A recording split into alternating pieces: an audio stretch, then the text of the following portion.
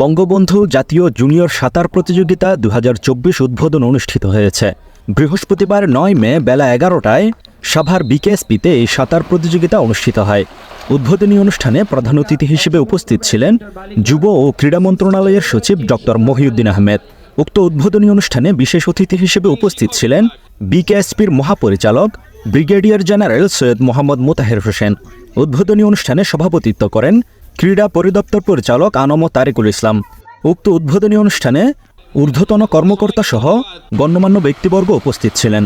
এ সময় সারা দেশ থেকে আসা বিভাগীয় জুনিয়র সাঁতারুরা প্রতিযোগিতায় অংশগ্রহণ করেন। সাঁতারে চ্যাম্পিয়ন পদক 5টি গোল্ড মেডেল পেয়েছে রাজশাহী বিভাগ। রানার্স আপ হয়ে 4টি গোল্ড মেডেল জিতেছে খুলনা বিভাগ। নিউজ ডেস্ক, সময়ের কাগজ। সবাইকে ধন্যবাদ।